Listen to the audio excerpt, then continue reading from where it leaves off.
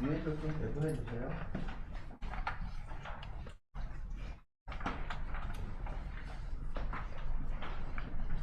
먹는 거는 맡겨주시고.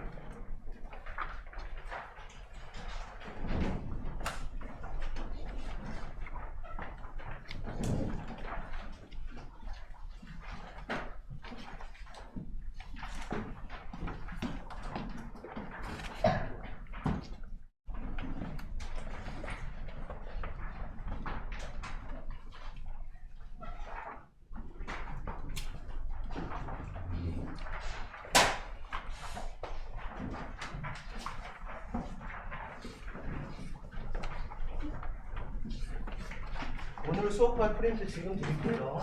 집중력 사회.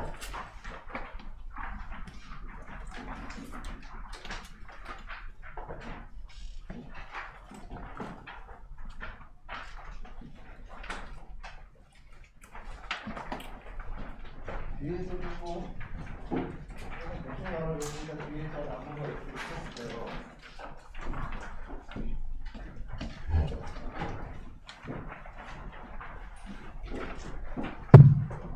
자, 사회는 두 개로 나눴는데 뭐가 나올지는 모르겠으나 한 번은 경제를 조금 하고 한 번은 법을 하려고. 경제가 참 어려워요, 그죠? 오늘 프린트는 전부 다 수능 프린트로 만들었어요. 2018학년도에 뭐가 나왔냐면 환율에 오버슈팅이 나왔습니다. 지금 아시죠? 환율 오버슈팅. 그 다음에 2020학년도에 뭐가 나왔냐면 바젤 협약, 바젤위원회에서 이야기한 BIS 비율, 그치? 요게 나왔고 2022학년도에 브렌트 노조 체제가 나왔어요, 그죠? 가만 보니까 2년 간격이네. 최근 보니까 그러면 올해가 이제 2020 여러분들이 이제 2, 3학번 되잖아요. 마이클 조던 학번이네, 그지? 2, 3학번인데 그러면 올해 지금 6월 달에 이중차분법 나오고 사회에서, 그치? 사회과학 방법론이지. 그 다음에 9월 달에 유류분권 나왔단 말이야. 그래서 뭐 여러분들이 법지문 나올 것 같다고 그래서 지금 선생님 계속 법지문 주잖아요. 경제가 안 나오면 참 좋을 수도 있고 나쁠 수도 있고. 왜냐하면 이제 우리는 좀 걱정을 좀 안 해도 되는 게 뭐냐면 여러분들도 그랬지만 우리를 든든히 받쳐주는 고3들이 있거든. 그래서 우리는 걔네들을 밟고 올라갈 거기 때문에 뭐 경제가 나오면 걔네들이 이제 힘들어 할 테니까 우리한테 유리할 수도 있거든.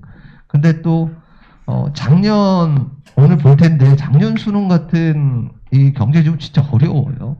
선생님 생각에는 평가원이 미친 것 같다는 생각도 들거든. 이런 걸 학생들이 할 수 있나 막 이런 생각이 들어. 현장에서 실전에서 상당히 난이도가 있는 거지, 그치? 근데 어쨌든 최근 이게 지금 6년이잖아. 18학년도 20학년도 선생님 찾아봤더니 연도가 그렇더라고. 근데 올해는 이제 올해 시험은 2023학년도잖아요. 그러면 이제 내년에 그 뭐가 나오고 경제가 나오고 올해는 안 나올 수도 있다. 근데 6월, 9월에도 경제가 안 나왔단 말이지. 가능을 해볼 수 있어요. 그죠? 근데 또 하나 생각이 든 게 뭐냐면 지금 세계 경제 상황이 너무 안 좋아. 어저께도 미국 연준에서 기준금리를 0.75% 올려가지고 원래 0.25%씩 올리거든, 기준금리를. 근데 0.5% 올리면 빅스텝이래. 스텝이 큰 거, 많이 올린 거래. 0.75 올리면 자이언트 스텝이래. 근데 지금 우리 기준금리가 2.5%예요. 근데 미국 금리가 지금 더 높아. 이제 우리가 8월 달에 기준금리를 올렸거든? 근데 이제 어저께 미국에서 올렸으니까 우리도 다음에 또 올리겠지. 환율도 지금 어제 1,409원인가 그래요. 그러면 이게 몇십 년 만에 지금 최고거든? 환율이 올라가면 오늘도 하겠지만 수출에 유리한 면도 있지만 우리나라에 있는 원재료를 가지고 우리가 물건을 만들어서 수출을 하면 되게 개꿀이지. 근데 원재료를 다 어떻게 와야 돼? 수입해 오잖아. 그치? 그러면 수입할 때 우리 돈 안 받잖아요. 당연히 뭘 받아? 달러를 받겠지. 기축통화를 받겠지. 그치? 그래서 이제 선생님 생각이 드는 게 뭐냐면, 흐름으로 보면은 경제 지분이 안 나올 순서야, 지금. 그리고 6구도 그래. 6월, 9월, 모평도 그래.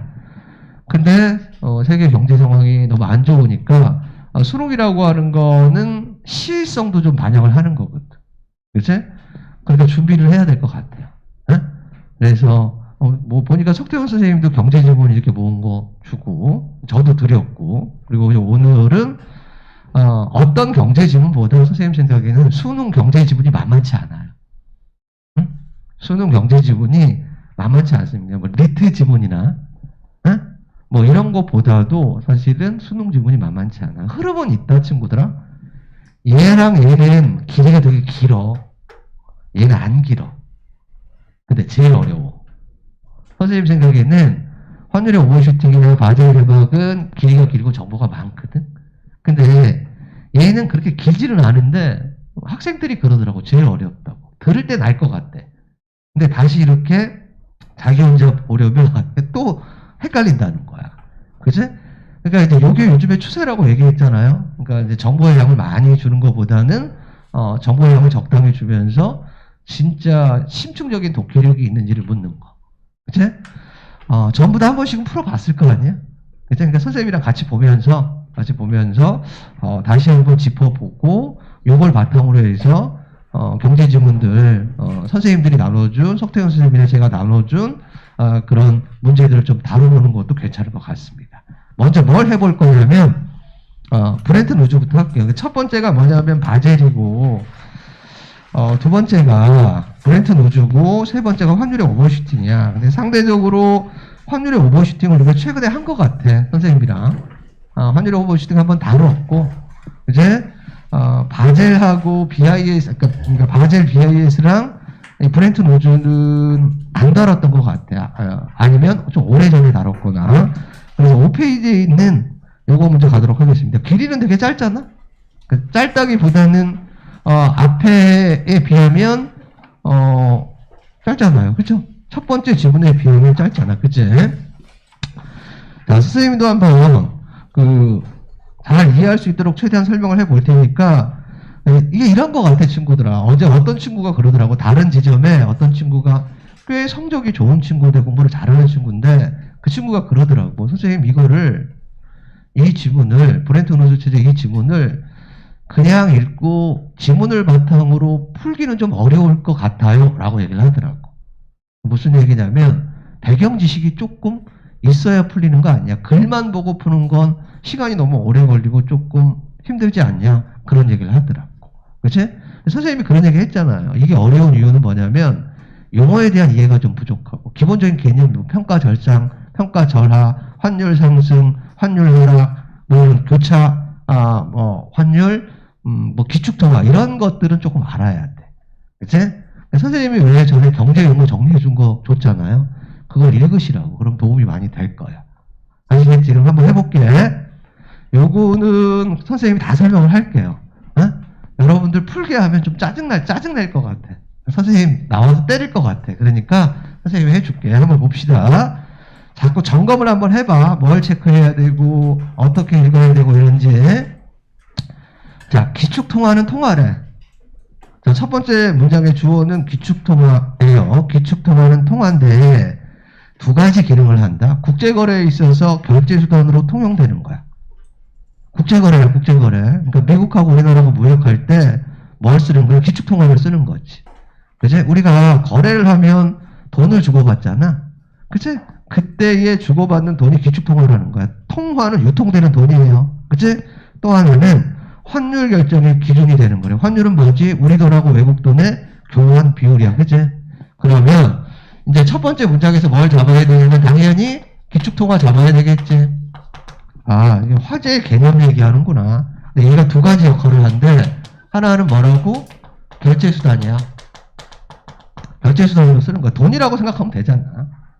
그치? 미국 가서 우리 신사임당 이렇게 주면 안 받아요. 외면 받아요. 일본 가서도 안 받아. 그치? 근데 우리보다 못 사는 나라 가면 받는다? 우리보다, 그러니까 동남아나 이런 데 가면 한국 돈도 받기도 해. 근데 미국이나 유럽이나 이런 데가 안 바뀌었지. 그치? 뭐가 아니니까 국제거래에서 통용이 안 되는 거니까. 또 하나는 뭐냐면 뭐의 기준이 되는 거래? 환율의 기준이 된대. 기축통화의 두 가지 역할이야. 두 번째 문장. 분명히 다른 경제 지문할 때도 적용이 될 거거든. 그러니까 기축통화가 나올 수 있고 환율이 또 나올 수 있잖아. 그치? 그러니까 비슷비슷한 거라고 생각하면 돼. 1960년대 트리핀 교수는 기축통화인 달러와의 구조적 모순을 지적했대. 브렌튼 우주 체제에. 브렌튼 우주 체제가 뭔지 아직 몰라. 근데 브렌튼 우주 체제에 대해서 기축통화인 뭐? 달러화가 기축통화래. 달러화의 뭐를 지적했대? 구조적 모순을 트리핀이라는 사람이 지적했대. 모순이 뭐지 얘들아? 우리 모순관계 논리학에서 배웠잖아. 동시에 참이 될 수도 없고 동시에 거짓이 될 수도 없는 거. 얘가 맞으면 얘가 문제고 얘가 맞으면 얘가 문제고. 그치? 이게 모순이잖아. 그치? 브렌튼 우주 체제 내에서 달러와의 구조적 모순을 지적했대. 그러면 이렇게 가야 돼. 기축통화 첫 번째 문장에서 잡았어. 두 번째 문장, 달러화가 기축통화야. 그치? 근데 얘는 뭔가 문제가 있어. 여기까지. 그치? 세 번째 문장. 이제 구조적 모순을 구체화하겠지. 한 국가의 재화와 서비스의 수출입 간 차이인 경상수지는, 경상수지가 뭐라고? 수입과 수출의 차이야. 그치? 수출을 초과하면 적자고, 수입이 수출을 초과하면 적자고, 수출이 수입을 초과하면 흑자래. 경상수지 적자, 이런 정도는 알아야 되는 거야, 얘들아. 읽기 전에. 경상수지가 뭔지 정도는 기본적으로 알 수 있어야 돼. 그치? 구조적 모순을 지적했는데, 뭘 얘기하고 있냐면, 경상수지를 얘기해요. 경상수지에서 수출이 있고 수입이 있는데 얘가 많으면 뭐고? 흑자고 얘가 많으면 뭐라고? 적자다. 그 얘기지. 그치? 오케이? 그래. 여기까지. 그 다음 문장. 미국이 그는 말했어. 뭘 말했지? 얘들아 달러와의 구조적 모순을 말하는 거 아니야. 그치? 그걸 뭐랑 연관시키는 거겠니? 경상수지랑 연관시키는 거겠지. 자, 그는 여기 보자 한번 봐봐. 조금 생각해봐. 자, 미국을 생각해보자고. 미국. 달러가 미국 거니까 미국이 흑자야. 흑자면 국제시장에 달러의 공급이 어떻게 될까? 국제시장. 또 저거 생각하지 말고, 꽃분이나 이런 거 생각하지 말고, 그 국제시장에서, 거래시장에서 달러 공급이 어떻게 돼 있어? 미국이 흑자면. 얘들아, 미국이 수입을 많이 하면 돈을 지불해야 될 거 아니야? 국제결제수단인 돈을 지불해야 될 거 아니겠니? 근데 수출이 더 많은 거잖아, 수입보다. 그러면 공급이 어떻게 돼? 줄어들 거 아니야. 미국이 국제시장 경상수지가 흑자면 나가는 돈보다 들어오는 돈이 더 많은 거잖아. 근데 미국 돈이 달러잖아. 그러면 세계 시장에 나가는 돈이 적어질 거 아니겠니? 여기까지 이해됐어? 그러면 달러가 뭐라고? 국제 거래할 때 쓰는 돈이라고. 그럼 달러 공급이 줄어들면 거래할 수 있는 돈이 줄어들잖아. 무슨 말인지 알겠습니까? 시장에서 달러 공급이 줄어들면 얘가 뭐지 친구들아? 얘가 기축통화라며. 기축통화가 결제수단이라며. 돈이 없는 거야. 그러면 어떻게 되겠니? 세계 경제가 어떻게 될까? 조금 위축된다 그 얘기야. 이해됐어? 인과적으로 선생님이 경제지문을 생각하라 그랬다. 인과성을 잘 따져야 돼. 미국이 경상수지 흑자야. 흑자면 시장에 달러 공급이 적어져. 달러 공급이 적어지면 결제수단이 달러니까 결제할 돈이 없으니까 세계의 경제가 위축이 되는 거야. 오케이? 반대로 뭐면 미국이 적자면 미국이 수입을 더 많이 한다는 거잖아. 그럼 미국이 물건을 수입하면 돈을 줘야 될 거 아니야. 그럼 얘는 반대로 달러 공급이 어떻게 되니? 많아지게 되겠지. 그럼 달러 공급이 세계 시장에 많아지면 너무 흔해지면 뭐가 문제가 되냐면 신뢰성이 하락을 한다는 거야. 너무 많으면 가치가 떨어지잖아. 볼게. 그는 미국이 경상수지 적자를 활용하지 않아 국제 유동성 공급이 중단되면, 국제 유동성이라는 말이 나왔어요. 유동성. 세계 경제는 그게 위축될 것이라면서. 국제 유동성이 뭐야? 달러야. 기축통화야. 그치? 다른 말로 바꾼 거야. 세계 경제는 그게 위축될 것. 무슨 말인지 알겠지? 자, 뭐를 하면 적자를 허용하지 않는다는 것은 달러 공급이 중단되는 거고 줄어드는 거고 그럼 결제 수단이 없으니까 경제가 위축돼. 반면 적자 상태가 지속돼. 그럼 달러가 많이 공급이 되잖아. 그치? 그러면 준비자산으로서의 신뢰도가 저하되고 고정환율 제도도 붕괴될 것이라고 말했다. 그러니까 자 봐봐 친구들아, 뭐 흑자여도 문제이고 적자여도 문제인 거야. 그치? 흑자면 세계 경제가 위축이 되고, 그치? 적자면 신뢰도가 무너지는 거고, 고정 뭐가 환율이 뭐 되는 거야? 붕괴되는 거지. 고정환율 제도가. 그러면 이것도 문제고 이것도 문제잖아. 그래서 구조적인 모순을 가지고 있다는 거지. 네? 그래서 딜레마라고 하는 거야. 이러한 이것도 갈게. 여기까지 해야겠어. 이러한 트리핀 딜레마는 국제 유동성. 근데 놓치지 말아야 될 게 이거지. 이 구조적인 모순은 어떤 체제에서 구조적인 모순이냐면 브렌트 노조 체제 내에서의 구조적 모순이라는 거야. 아직 우리가 브렌트 노조 체제는 뭔지 모르지만. 그치? 이분도 갈게. 이러한 트리핀 딜레마는 국제 유동성 확보와 달러와의 신뢰도 간의 문제이다. 그러니까 요거는 뭐에 해당이 되는 거야, 친구들아? 이건 유동성과 연관이 되는 거고, 얘는 신뢰도와 연관이 되는 거야. 그러니까 달러 공급이 부족해지면 유동성이 부족해지는 거고, 그치? 달러 공급이 많아지면 신뢰성이 문제가 되는 거다. 그 얘기잖아. 그치? 두 번째 문장. 유동성이 뭐냐? 국제 유동성이란 국제적으로 보편적인 통용력을 갖는 지불수단을 말하는데, 그 기축통화가 유동성인 거야. 그치? 그러니까 어디에서나 뭐 할 수 있는 거 쓸 수 있는 게 국제 유동성이란 말이야. 이 나라에서도 쓸 수 있고 이 나라에도 쓸 수 있고 이 나라에도 쓸 수 있는 게 뭐라고?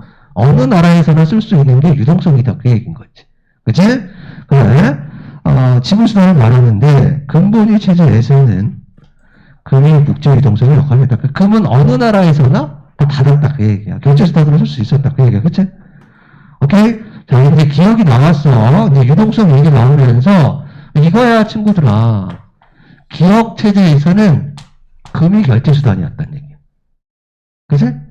기억에서는 금이, 이게 금본위 제도잖아. 네? 기억이 그거 나와 있지만, 금본위 체제에서는 금이 유동성이란 말이야. 그치? 대체, 각국의 통화 가치는 정해진 양의 금의 가치에 고정되어 있었다. 이게 뭐야, 그러면? 고정환율이잖아. 여기 봐봐, 여기 봐봐. 자, 미국이 있어. 일본이 있어. 독일이 있어. 응?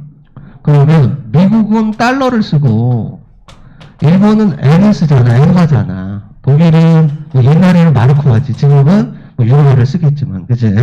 마르크화를 쓴단 말이야? 그러면 예를 들면 금 이론스에 얘는 예를 들면 35달러야. 뒤에 나왔지만. 그러면 금이 기준이 되는 거야. 달러는 35달러를 주면 이론수고. 그 다음에 N은 예를 들면 700엔이야. 그 되는 거지. 그 다음에 마르크는 350이야. 예를 들면 350 마르크야. 이렇게 정해졌다 이거야. 그러면 얘 35달러 주면 그럼 이론수 주는 거고 700엔 주면 이론수 주는 선생님 예를 든 거야. 이 350 주면 이론수를 주는 거야. 뭐가 기준이라고? 금이 기준이란 말이야. 그러면 금을 기준으로 이렇게 환율을 정하면 얘네들끼리도 환율이 정해지겠지. 그러니까 금 대 달러, 금 대 엔화, 금 대 마르크 이렇게 정해 놓으면 고정돼 있는 거니까 달러 대 엔, 달러 대 마르크, 엔 대 마르크 이렇게 정해질 거 아니야.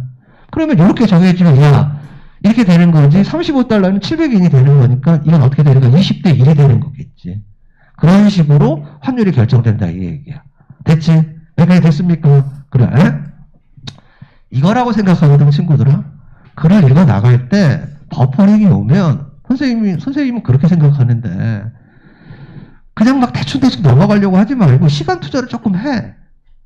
아, 이게 무슨 말이지? 라고 시간 투자를 해도 된다고 생각하거든. 그러면 문제 풀 때 분명히 시간이 줄어들 거야. 근데 아무 생각 없이 그냥 넘어가 버리면 문제 풀 때 못 찾아요. 어디 있는지. 무슨 말인지 모르니까. 어느 정도는 이해를 해야 찾는 것도 찾을 수 있는 거야. 그치? 결국은 거기에서 승부가 난다고 생각하거든. 네? 그 수능은 사실은 그런 거란 말이야. 막 정보를 찾는 것도 중요하지만 얼마나 그 말의 의미라든가 내용을 잘 이해하는가? 100% 이해는 힘들다고 선생님도 생각해. 근데 어느 정도까지는 이해를 해야 되고 우리가 공부하는 목적이 난 그거라고 생각해. 그런 능력을 이렇게 높이는 거라고 생각한다. 그게 수학 능력 시험이잖아. 공부를 할 얘가 얼마나 많이 알고 있는 거가 아니라 그걸 할 수 있는 능력이 있나 이거란 말이야. 여러분들의 외자가들을 점검하는 게 아니라 너희들의 램이 얼마나 되는지 CPU가 얼마나 되는지를 점검하는 거야. 에? 무슨 말인지 알겠습니까? 그래 계속 가볼게. 힘들네. 에? 힘들네. 10분 후에 시험 시작이야. 지금 졸면 안 돼.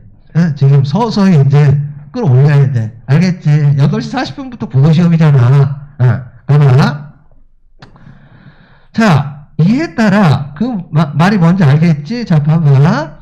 금이 유동성의 역할을 했고 이게 무슨 말이다? 금이 국제거래 결제수단으로 역할을 한 거야.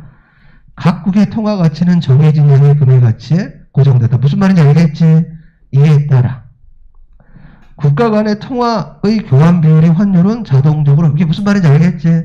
그러니까 일단 금하고 각국의 통화하고의 가치를 고정시켜. 이거 고정시켜 놓으면 각국의 통화들끼리는 자동적으로 결정될 거 아니겠니? 됐지? 그래? 자, 이후라는 말이 뭐야 얘들아? 변화를 말하는 거지? 이후 변했어. 이후 변한 거지. 브렌턴 우주 체제 반응해야지. 왜? 일문단에서 브렌턴 우주 체제에 대해서 기축통화인 달러와의 구조적 모순을 트리핀 교수가 지적을 했으니까. 그치? 이후 브렌턴 우주 체제에서는 국제 유동성으로 달러화가 추가야. 추가. 그러면 니은에서는 금도 되고 뭐도 된다고?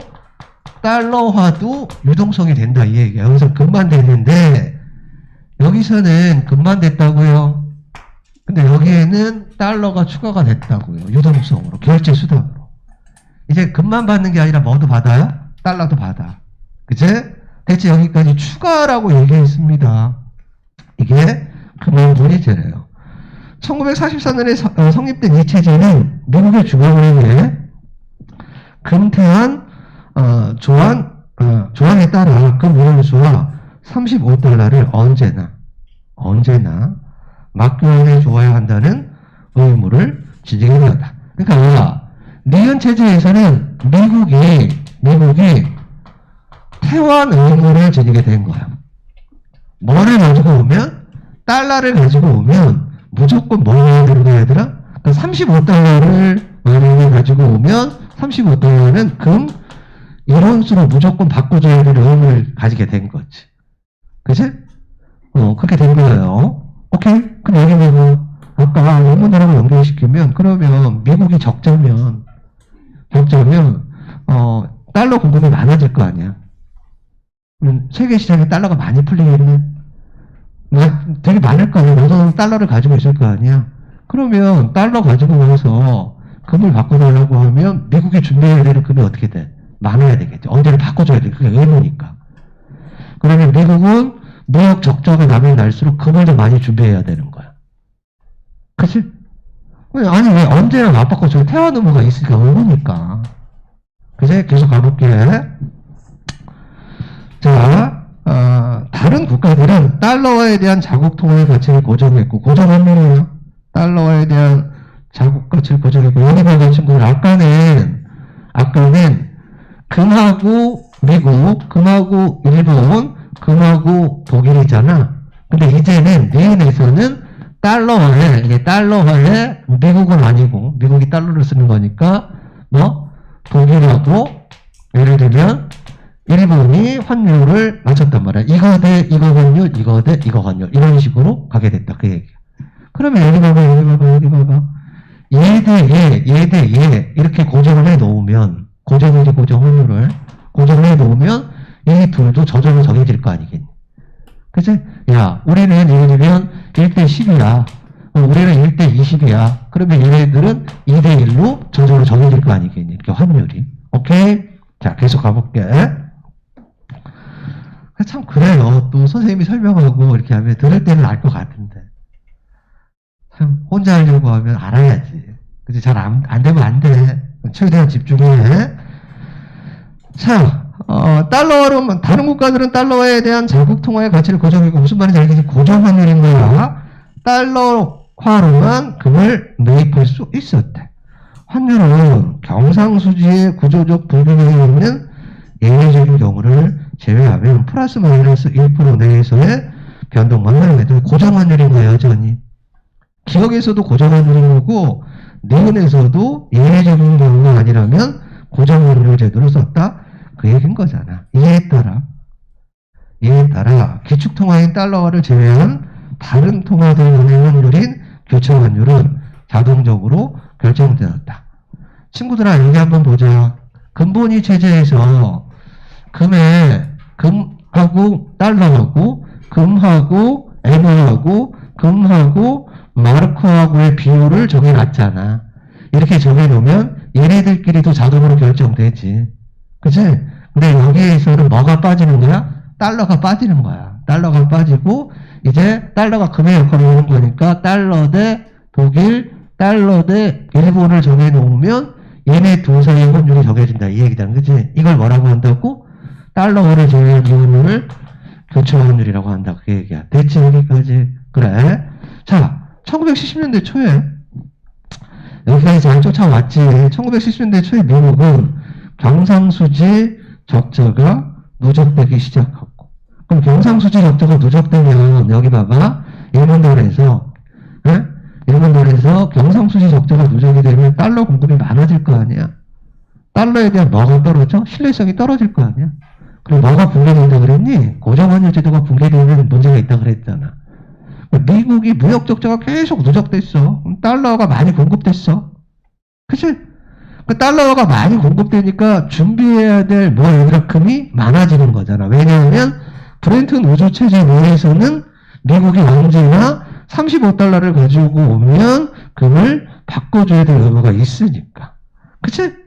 그러니까 달러는 많은데 금은 부족했다. 그 얘기야. 그치? 이에 따라 미국은 인과적으로 돼 있어요. 우리 글을 읽어보면 이에 따라라는 말이 제법 보여요. 이에 따라 미국은 달러와의 금태한 의무를 더 이상 감당할 수 없는 상황에 도달했다. 금이 부족한 거야. 달러가 너무 많이 공급이 되니까. 그치? 오케이? 이렇게 됐다는 거네, 친구들아. 요런 지금 문제가 됐다. 이제 1970년대에 적자가 뭐 됐어? 누적됐어. 적자가 누적이 되면 달러가 뭐돼? 과잉 공급됐어. 그치? 인과적으로 보면 달러가 과잉 공급되면 금이 어떻게 돼? 부족하게 됐어. 그치? 그래서 미국은 의무를 이행하지 못하게 됐어. 그치? 인과적으로 보면. 그러면 의무를 이행하지 못하는 게 되면 국제 거래 질서가 무너질 거 아니겠니? 그럼 이 문제를 해결하는 방법은 두 가지다 이거야. 그치? 여기를 잘 봐야 돼. 요거를 잘 이해해야 돼. 이거를 해결하는 방법은 전에는 35달러를 가지고 오면 금 이론수를 바꿔주는 거잖아. 그치? 근데 이거를 35달러가 아니야. 야, 100달러를 가지고 오면 이론수로 바꿔줄게. 이러면 준비해야 되는 금이 조금 적어지잖아. 그러면 금 대 달러가 35대 1에서 100대 1로 바뀌는 거니까 너의 가치가 좀 떨어지는 거야. 달러의 가치가 떨어지는 거지. 그걸 뭐라고 한다? 달러화의 평가 절하. 에? 뭐라고? 요런 걸 해결할 수 있는 방법은 두 가지. 첫 번째, 달러화를 뭐 하는 거야? 평가 절하하는 거지. 달러를.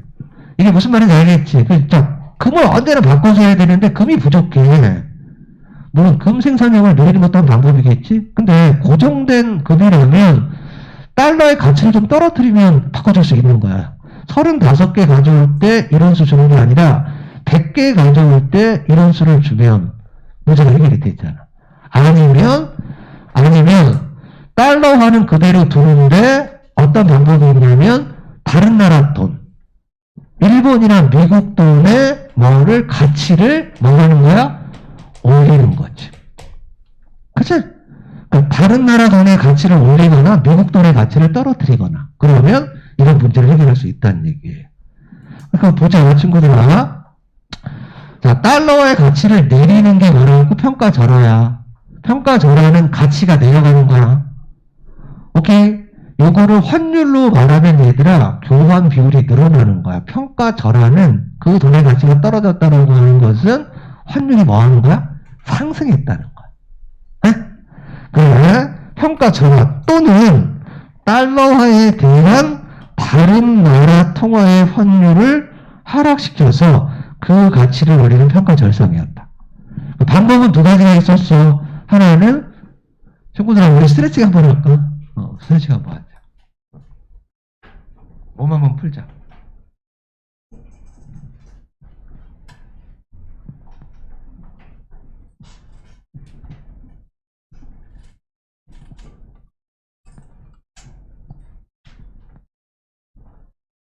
연남동 알아요? 연남동?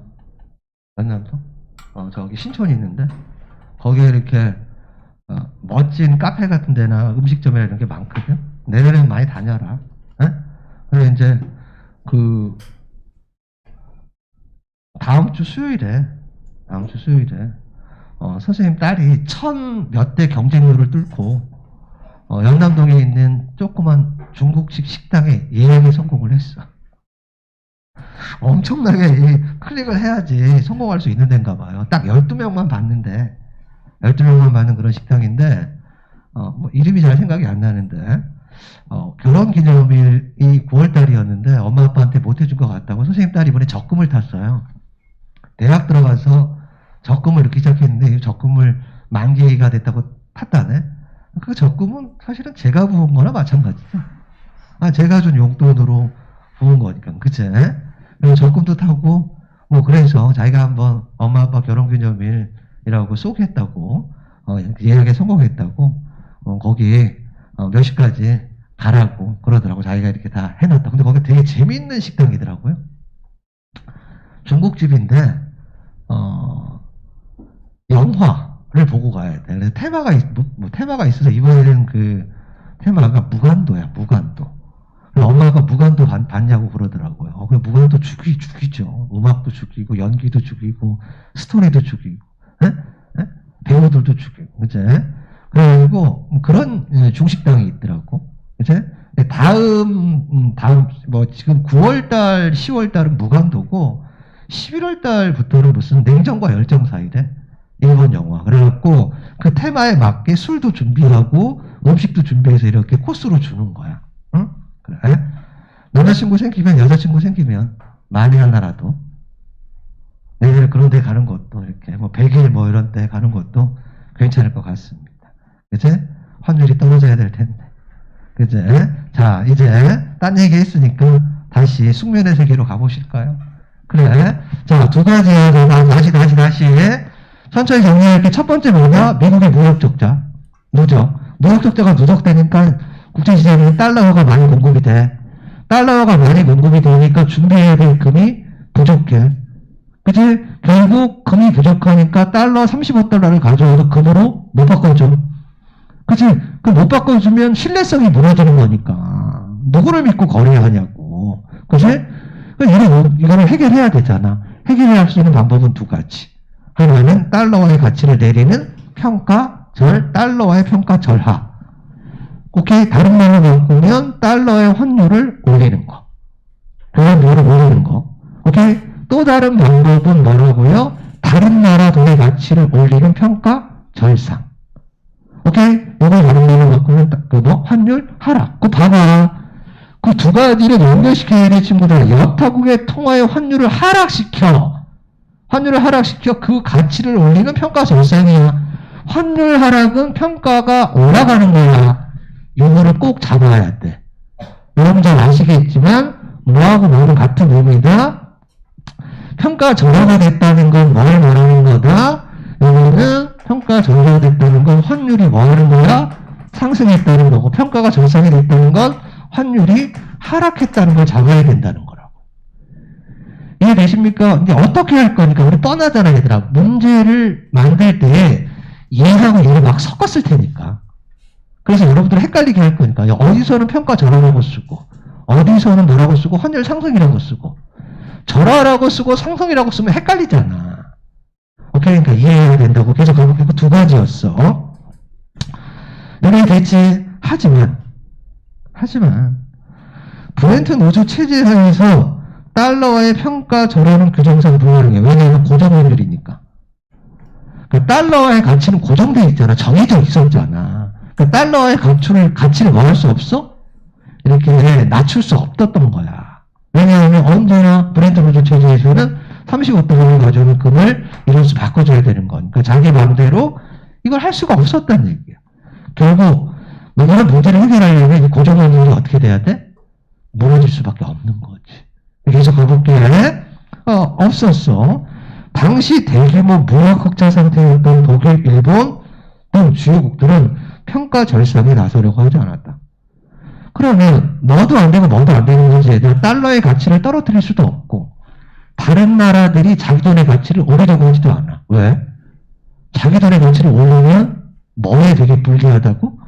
수출, 경상수지에 있어서 되게 불리하다고. 돈의 가치가 올라가면 그치? 비싸게 팔 수밖에 없잖아. 그러니까 얘도 안 되고 얘도 안 된 거네. 달러와 뭐도 안 되고 친구들은 평가 절하도 안 되고 그치? 그 다음에 마르코나 엔화에 대한 평가 절상도 안 됐다 그 얘기야. 그치? 그런 모순이 생기는 겁니다. 여기까지 됐지? 그런데 말이야 이 상황이 유지되기 어려울 것이라는 전망으로 이 상황이 유지되기 어렵다는 게 뭐야? 달러와의 가치는 떨어질 수밖에 없다. 이렇게 계속 달러와의 가치가 유지되기는 어려울 거다. 또 반대로 지금은 아니지만 엔화라든가 마르코의 가치는 뭐 할 수밖에 없다? 올라갈 수밖에 없다. 사람들이 이렇게 예측을 한 거야. 그러니까 막 뭘 사들이기 시작한 거야? 그럼 자 봐봐. 달러와의 가치는 떨어질 수밖에 없고 엔화하고 마르코는 올라갈 수밖에 없어. 그럼 달러는 어떻게 해야 돼? 갖다가 팔아야지. 달러가 들고 가서 뭐로 바꿔야 돼? 금으로 바꿔야지. 그리고 막 뭘 사들여야 돼? 엔화나 마르코를 사들여야지. 왜냐면 지금은 아니지만 지금은 뭐야? 여기 보시면 뭐야? 지금은 평가 절하도 안 되고 평가 절상도 안 돼. 달러화는 35달러로 고정돼 있어. 그지? 그리고 이거에 따라서 엔화나 마르코도 정해져 있단 말이야. 근데 미국의 무역 격차가 누적이 되면 이 상황이 유지되기 힘들어. 달러화는 결국 가치를 떨어뜨릴 수밖에 없어. 엔화나 마르코화는 결국 가치를 올릴 수밖에 없어. 지금은 아니지만. 이게 누적이 계속 되면. 그러면 어떻게 해야 돼? 내가 가지고 있는 달러를 가치가 떨어지기 전에 금으로 바꿔야지. 그리고 내가 가지고 있는 돈으로 뭘 사야지? 달러를 사는 게 아니라 달러 가치는 떨어질 때는 뭘 사야 돼? 마르크하고 엔화를 사야지. 무슨 말인지 아시겠습니까? 그래가지고 그 봐봐. 이해됐죠? 그래. 독일의 마르크와 일본의 엔화에 대한 투기 적수가 증가했고 무슨 말인지 알겠지? 그냥 가치가 올라갈 수밖에 없는 거야. 그러니까 막 사들이는 거야. 엔화를 사들이고 마르크를 사들이는 거야. 그치? 그러니까 결국 환율의 변동 압력은 여기서 즉각 환율의 변동 미국 달러는 어떻게 하고 환율을 상승시켜 가치를 떨어뜨려. 엔화나 마르코는 어떻게 환율을 하락시켜 가치를 올려. 이렇게 될 수밖에 없었던 얘기예요. 그죠? 오케이? 이러한 상황에서 각국은 너무 당황하잖아. 보유한 달러화를 대규모로 금으로 바꾸길 원했다. 그러니까 이제 달러의 신뢰성이 무너지니까 너도 달러를 가지고 있는 달러를 가지고 가서 금으로 바꾸기를 원했던 거지. 그치? 결국 1972년 닉슨은 말이야. 야, 달러 가져와도 금 못 바꿔줘. 배째. 우리는 못해. 금 없어. 이렇게 했단 말이지. 그러면서 브렌트 노조 체제가 뭐 됐다고요? 붕괴되었다. 그 얘기입니다. 됐죠? 친구들, 글이 시간성이 있는 글이야. 제일 처음에 뭐 얘기했지? 기업, 금본위 체제 얘기했지. 그 다음에 닌 뭐 얘기했어요? 금환, 본위제. 그죠? 오케이, 브렌트 노조 체제 얘기했잖아. 그 다음에 마지막으로 이게 무너졌다고. 마지막 단락은 무너진 이유야. 무너진 이유. 오케이? 그러나 붕괴 이후에도 달러의 기축통화 효과는 계속되었대. 왜? 금도 못 바꿔주는데 왜? 그 이후로 규모의 경제를 생각할 수 있대. 세계 모든 국가에서 규모의 경제라고 하는 게 뭔지는 모르겠으나 그 뒤에 연결이 되는 거라고 생각하면 돼. 그 한 국가가 아니라 규모가 큰 거야. 경제 규모가. 모든 국가에서 어떤 기축통화도 없이 각각 다른 통화가 사용되는 경우 환율의 가지수가 많이 생긴단 말이야. 기준이 되는 게 없으면. 그치? 그러나 하나의 기축통화를 중심으로 외환 그리려면 비용이 절감할 수 있고, 그치? 규모의 경제를 달성할 수 있대. 금으로 못 바꿔줘도, 금으로 바꿔주지 못해도, 달러가 기축통화 역할을 하지 않는 것보다, 기축통화 역할을 하지 않으면 비용도 많이 들고, 규모의 경제를 할 수가 없대.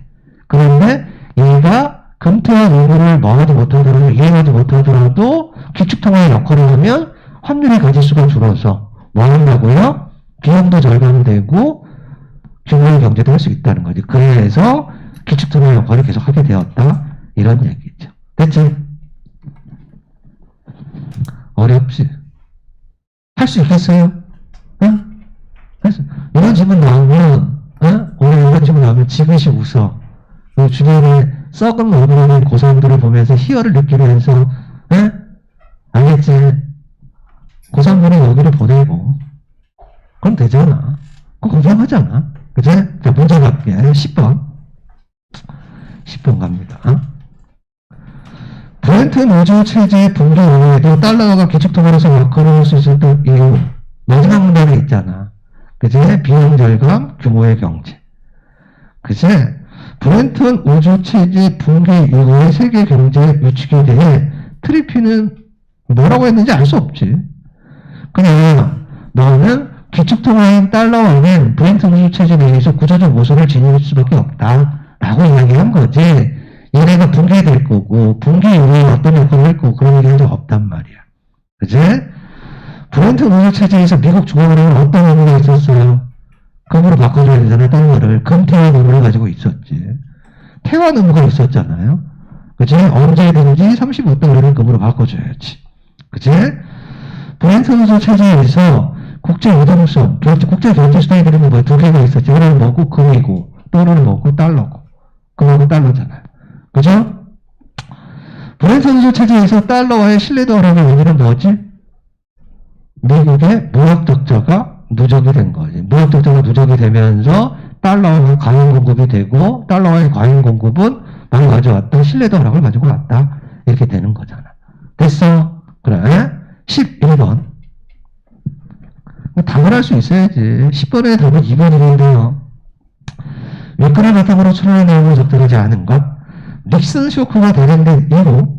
닉슨 쇼크가 뭐야 얘들아? 금 못 바꿔줬잖아. 달러 가져와도 금 못 줘 이거잖아. 그치? 달러의 고평가 문제를 해결할 수 있는 달러의 평가자료가 가능했다. 브렌튼 우주 체제가 무너졌으니까. 브렌튼 우주 체제에서는 달러화가 환율이 고정돼 있잖아. 근데 이게 무너졌어. 그치? 무너지면 이제 변하는 거지. 됐지? 이건 가능한 설명이고. 브렌튼 우주 체제에서 마르코와 레네의 투기적 수요가 증가한 것은 얘네들의 가치가 올라갈 거라고 예상했기 때문이지. 그러니까 막 사들이는 거야. 그치? 이건 당연히 맞겠지. 내용을 이해하면 얼마나 쉽니? 그치? 내용을 이해하면 이번 선택지가 얼마나 쉬워. 3번. 금의 생산량 증가를 통한 국제 유동성 공급량의 증가는 얘들아, 이 지금 트리핀 딜레마가 뭐예요? 달러화가 많이 풀리면 미국이 준비해야 되는 금이 많은데 금이 부족해서 그걸 못 바꿔줘서 문제가 생기는 거잖아. 근데 뭐를 많이 준비하면 금 생산량을 늘리면 이런 문제를 해결하는 한 방법이 될 수 있잖아. 이해됐지? 4번. 트리핀 딜레마는 달러화를 통한 국제 유동성 공급을 중단할 수도 없고, 그지? 거래 수단이니까. 그지? 그렇다고 공급량을 무한정 늘릴 수도 없어. 금을 준비해야 되니까. 신뢰성이 무너지니까. 그럼 4번도 맞겠네. 그지? 5번. 브렌트 우주 체제에서 마르크화가 달러화에 대해 평가 절상이 뭐라고요? 가치가 올라가는 거야. 그지? 가치가 올라가는 거잖아. 그러면 같은 금액의 마르코화의 가치가 올라갔으니까 같은 금액의 마르코로 구입할 수 있는 금액은 어떻게 되겠니? 당연히 늘어나야지 가치가 올라갔는데. 이해되십니까? 그래서 답은 다섯 번째가 되겠다. 됐지? 12번. 미국을 포함한 세 국가만 존재합니다. 이 생각하자. 뭐만 있다고요? 미국, 그 다음에 독일, 일본이 있다고 생각하자. 미국, 독일, 일본이 있어요.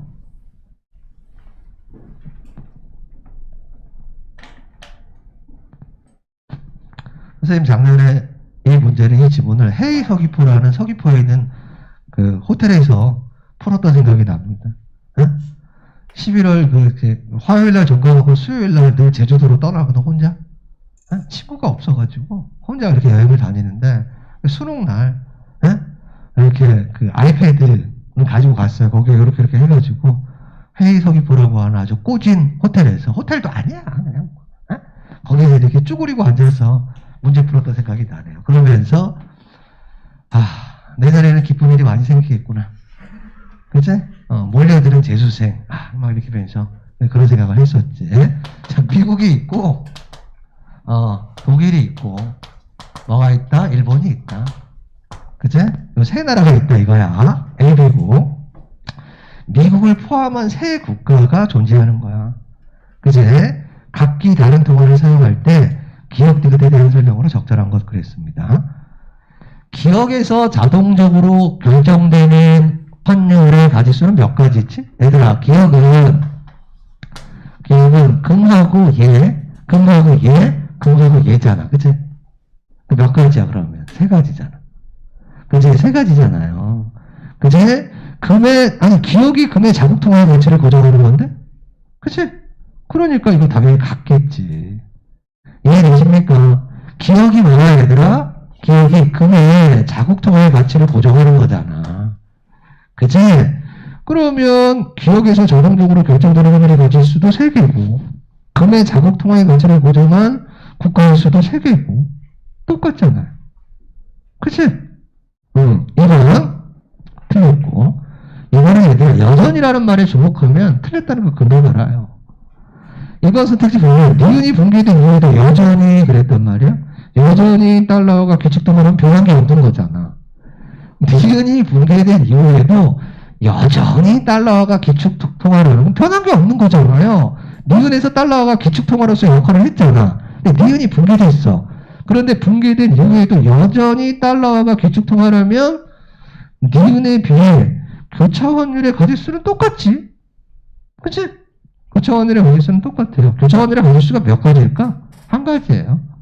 왜냐하면 니은에서는 미국을 제외한 다른 나라들, 미국의 환율이 금에 정해져 있고 그 여타의 국가들의 환율이 교차환율이니까.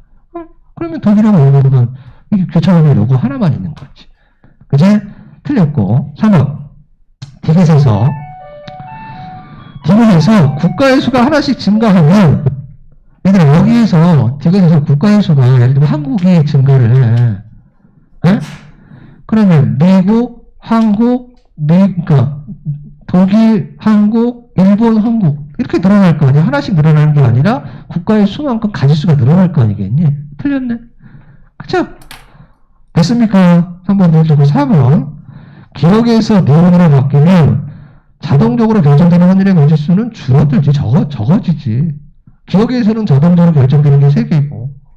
그치? 니은에서는 하나인데. 오케이? 5번. 니은에서의 교차 환율의 가지수는 몇 가지지? 미국 제외하고 두 나라밖에 없으니까 하나죠. 일본하고 독일만 환율을 바꾸는 거야. 하나란 말이야.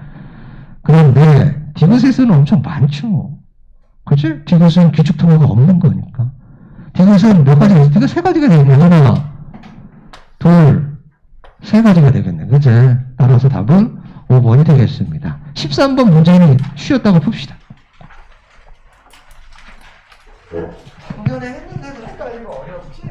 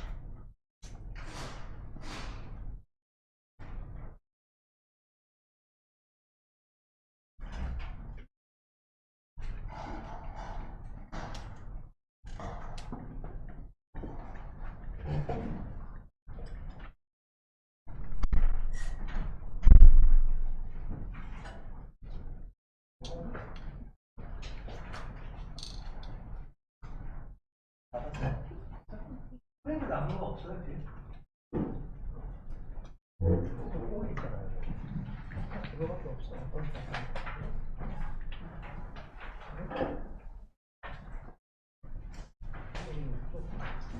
프레임 남은 거 있어요. 프레임 남은 거 있지 않나? 네. 뻥튀기가 아니고.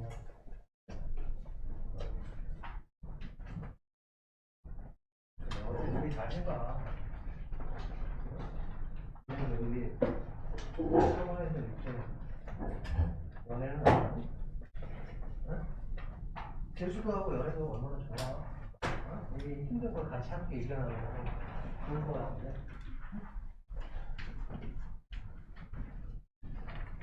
선생님 기숙학원도 가는데, 응? 기숙학원 연애하다가 잘리고 막 그러더라고. 얼마나 외로우면 연애를 하겠어요. 어? 아니 20살들이 얼마나 응? 사람에게 내버려 두라고. 왜 사람을 못하게 하냐. 담배 피자 걸려가지고 잘리고. 응? 태블릿을 다 주거든. 기숙학원에서는 스마트워치도 주고 막 그래요. 응? 관리하고 뭐 이렇게 공부하는 시간 뭐 이런 거 다 체크하고 막 좀. 응? 감옥 같아. 얘네들이 오직 기다리는 택배야. 응? 맨날 택배만 기다린다고, 택배만. 응? 그래, 이제, 맨날 이제, 점심, 저녁 시간에, 운동장이 있어요. 운동장에서 맨날 축구하고, 체육관도 있어가지고, 뭐, 탁구 치고, 뭐, 그게 낙이 있지. 그러니까, 점심, 저녁 시간에 열심히 축구하고, 수업 시간에 자고, 응? 쉬는 거야, 쉬는 거. 어? 쉬고, 자습실에서 자면 막, 이제, 이렇게, 담임 선생님들이나 뭐, 이렇게 관리하시는 관리 선생님들이 막 뭐라고 하니까, 에? 근데 뭐, 얼마나 힘들겠어요.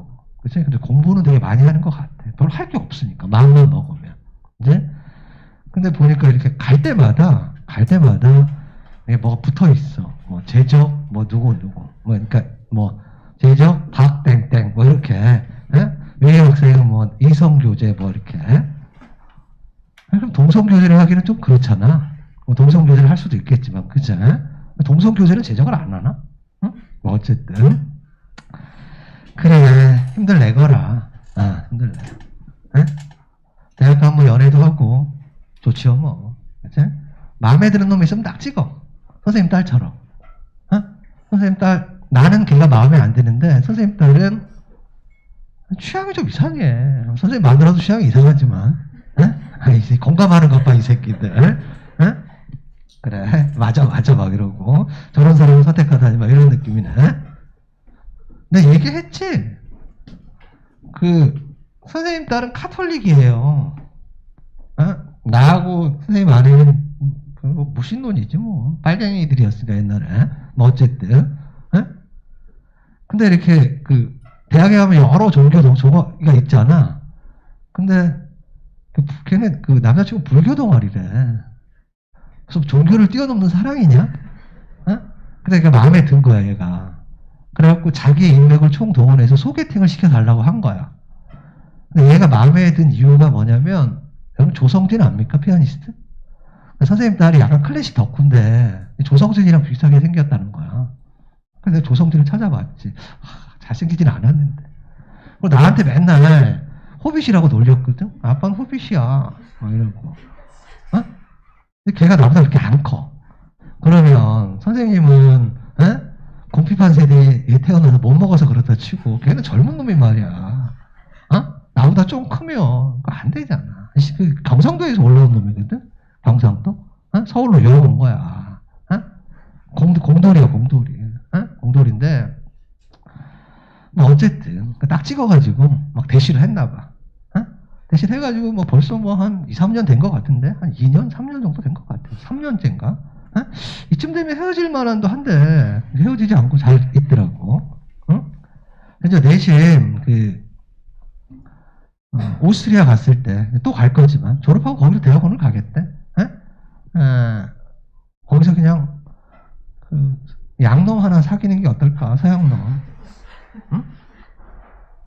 아니, 그것도 괜찮다고 생각하거든. 응? 나 마음의 준비를 해놨지. 거기 갔을 때 뭐 스테판 뭐 이런 애들 데리고 와가지고 뭐 마이 보이프렌드야 막 이러면서 마음의 준비를 했다고. 까만 애 데리고 와가지고 내 친구 블랙이야 뭐 이러고 이렇게 마음의 준비를 하고 있었는데 안 깨지더라고 얘네들이. 이제 안 깨져. 우리 집에도 자주 온다니까. 나한테도 몇 번 걸렸어, 부엌에서. 뽀뽀하고 이러다가. 팍 놔두고 왜. 느낌 이상하게 딱 돌아보면 둘이 막 이러고 있어. 아니, 팍 놔두고. 왜. 응? 뭐, 어쨌든. 자, 13번 문제가 제일 많이 틀렸어요. 그러니까, 여러 가지 대학에 갈 이유를 찾아. 나 정말 멋진 남자친구 사귈 거야. 나 멋진 여자친구 사귈 거야. 그것도 좋잖아. 이제 하고 싶은 거 할 거야 이런 생각 가지고 이제 많이 먹고 선생님 딸 재수했잖아요. 10kg 쪘다고 10kg 재수하면서 10kg가 살이 쪘어요. 10kg가 옆에 태우고 다녔는데 차가 잘 안 굴러가. 농담이고. 근데 대학 가니까 그냥 빠지더라고. 그냥 빠져. 그러니까 재수할 때는 다른 거 신경 쓰지 말고 건강, 공부 이것만 신경 쓰면 돼. 살쪄 찌면 어떠냐? 되지 뭐. 자, 그래 13번 힘내라고 공부해야 될 이유를 자꾸 찾아보자고. 어려워. 브렌튼 우주 체제가 붕괴된 이후 두 차례 석유 가격 급등을 겪으면서 기축통화국인 A국을 미국이라고 하죠. 미국. 이제 석유 가격이 에너지 가격이 올라가 금리가 인상됐어. 이제 완전 지금이랑 똑같네. 미국 금리 인상하고 난리잖아. 이제 우크라이나 뭐 이런 러시아 저기 때문에 석유가 급등해서 통화 공급은 뭐 했대? 감소했대. 통화량은 줄어들었어. 왜? 여기에 A국 정부의 소득세 감면과 군비 중대는 A국의 금리를 인상시켰으며 인과적으로 봐봐 친구들아. 인과적으로. 원인 연원을 잘 보라고요. 석유 가격이 급등했기 때문에 금리를 인상한 거야. 그치? 금리가 인상됐기 때문에 통화량이 감소가 된 거야. 인과적으로 뭐라고 했어? 오케이? 그 다음에 소득세 감면과 군비 증대가 원인이 되면서 뭐가 된 거야? 금리가 인상이 된 거야. 그치? 그 다음에 높은 금리 때문에 이자가 많으니까 외국 돈들이 많이 들어온 거지. 대체 인과적으로 뭐라고요? A국은 이로 인한 상황을 해소하기 위한 국제적 합의를 주도하여 서로 교역을 하며 각각 다른 통화를 사용하는 세 국가 ABC는 외환시장에 대한 개입을 합의했대요.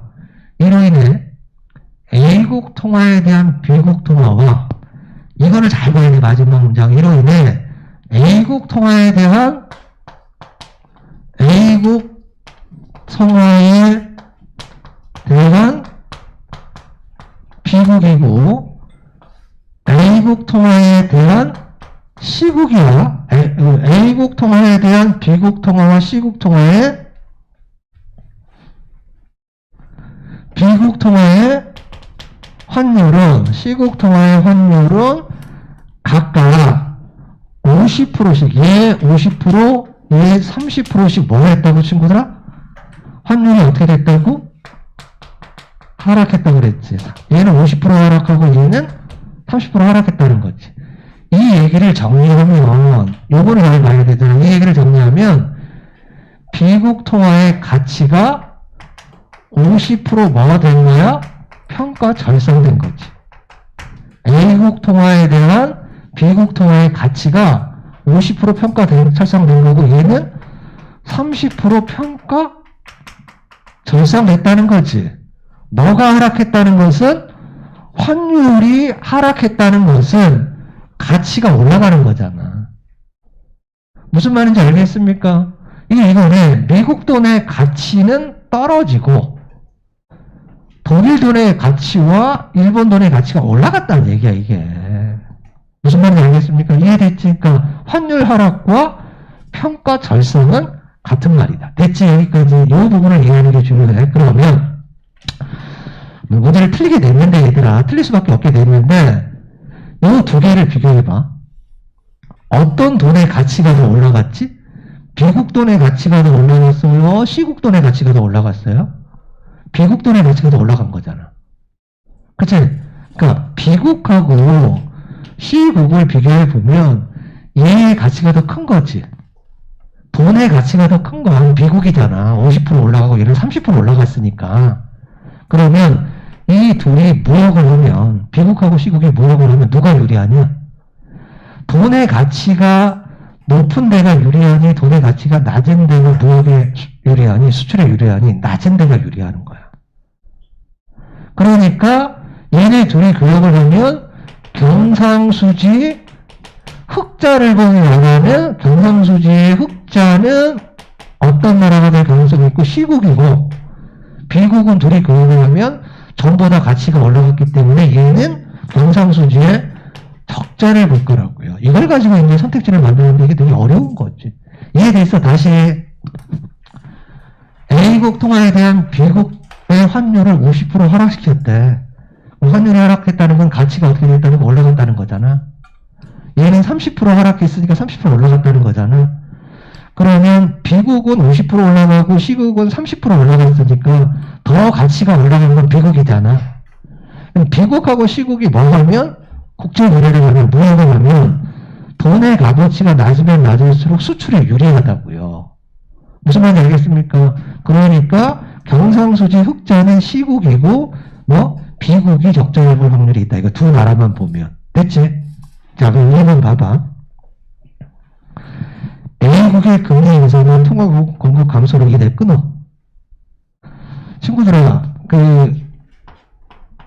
이걸 항상 생각하라고. 그리는 선택지든 경제적으로 인과성으로 나누어서 자꾸 끊어줘. 금리 인상과 통화 공급 감소로 인해 A국 통화의 신뢰도가 낮아진 것이라고 그랬다? 근데 얘들아, 우리 그래서 기축통화국인 미국의 신뢰도가 낮아지는 것은 어떤 경우에 신뢰도가 낮아지는 거지?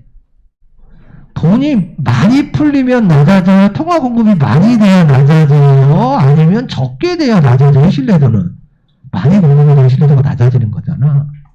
그분을 못 바꿔주니까. 그러니까 벌써 여기서 틀린 거야. 이거는 신뢰도라고 하는 것은 달러가 과잉 공급됐을 때에 신뢰도가 낮아지는 거거든, 미국에 의하면. 그런데 여기에서는 통화 공급 감소가 어떻게 신뢰도를 낮게 하냐고. 그 다음에 금리를 인상하는 게 어떻게 신뢰도를 낮게 하냐고. 이해됩니까? 또 하나, 선택지를 인과적으로 보는 얘들아, 외국 자본이 대량으로 유입된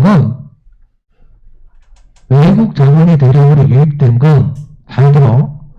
외국 자본이 대량으로 유입된 건 무언가의 원인이 아니라 무언가의 결과야. 금리 인상이, A국의 금리 인상이 원인이 되어서 더 이자를 많이 주니까 외국 돈이 들어온 거지. 선생님 말이 무슨 말인지 이해됩니까? 그러니까 외국 자본의 대량 유입은 무언가의 원인이 아니라고, 결과라고. A국의 금리 인상에 따른 결과지 원인이 아니라고. 이해돼? 그러면 인과성을 따져보면 이런 게 되게 명확하고 쉬운 거야. 무슨 말인지 알겠습니까? 근데 그냥 막 내용을 이해 못하면 그 말이 그 말 같은 거지. 너무 간단하잖아. 그 봐봐. 원인 결과를 분석해 보라고. 원인이 뭐였지? 금리가 올라간 거야. A국에서 이자 많이 준대. 그러니까 돈 되게 내고 거기 돈 들어온 거 아니야. 이자 많이 벌려고. 근데 2번 선택지는 뭐를 이야기하고 있다? 모든 걸 원인으로 이야기한 거잖아. 외국 돈이 많이 들어와서 어떻게 됐다는 거야? 신뢰도가 낮아졌다고 그 얘기잖아. 이해됩니까? 2번.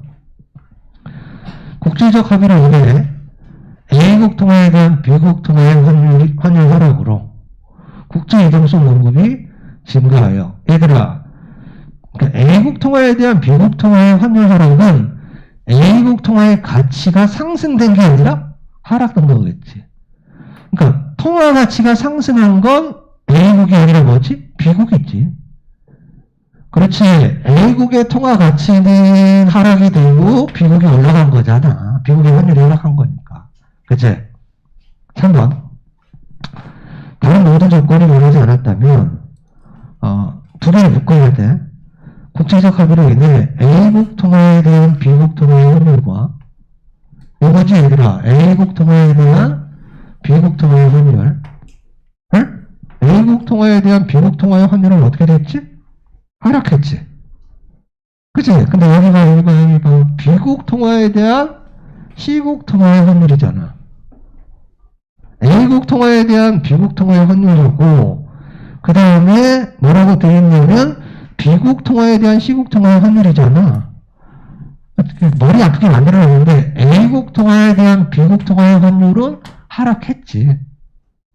그런데, B국 통화에 대한, B국은 50% 오르고 C국은 30% 올랐잖아. 그럼 둘이 비교하면, C국은 B국과 비교해보면 환율이 뭐한 거야? 하락한 게 아니라 상승한 거지. 이해돼? 그 앞에 건 맞지만 이렇게 틀렸네요. 됐어? 자, 다시. 얘들아, 환율 하락이 뭐라고? 가치가 올라가는 거야. 에? 그럼 여기 봐. 얘는 50% 올라간 가치가, 얘는 50% 내려갔잖아. 30% 올라갔잖아. 그럼 두 개를 비교하면 얘가 더 많이 올라간 거잖아. 그러면 얘에 비해서 상대적으로 얘는 가치가 뭐한가 더 떨어진 거지. 가치가 떨어졌다는 건 환율이 뭐 했다는 거야? 상승했다는 거지. 알아듣고 있지? 그래. 4번. 다른 모든 조건이 변하지 않았다면 국제적 합의로 인해 A국 통화에 대한 B국 통화와 C국 통화 환율이 하락했지? 둘 다 모두 하락하고 B국은 50% 하락하고 C국은 30% 하락했잖아. 그치? 오케이, 하락하여 B국에 대한 C국의 경상수지는, 그래, 경상수지가 얘가 상대적으로 얘는 30% 하락하고 얘는 50% 하락했으니까 아까 선생님이 이야기한 것처럼 둘이 무역을 하면 얘가 경상수지가 더 개선이 될 여지가 있다. 그 얘기지. A국에 대한 게 아니라 B하고 C만 하는 거야. 그치? 그래서 답은 뭐가 된다고요? 네 번째가 된다고요. 됐어요. 5번 봐봐. 이것도 인과적으로 봐봐, 얘들아.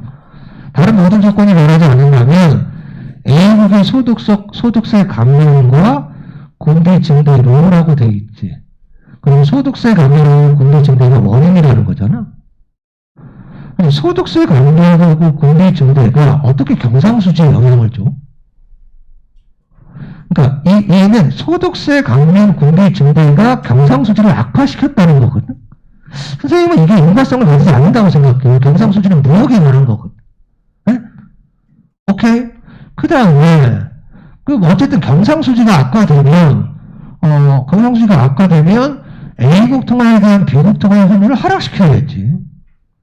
왜 상승시켜? 그러면 더 악화되지. 그죠? 그래서 답은 네 번째가 되겠네. 5번도 틀렸지. 정말 어려웠던 문제야. 그렇죠. 어려웠던 문제는 뭐까지 따져야 되니까 B하고 C까지 따져야 되니까. 그치? 이 문제랑 이거랑 작년에 8번 문제. 회계하고 이렇게 얘기 나누는 문제 있잖아. 보기 문제. 제일 많이 틀렸었잖아. 그렇지? 앞에 뭘 보겠냐면 2020학년도에 나온 바젤 협약 첫 번째 식으로 한번 볼게요. 얘가 더 쉬워.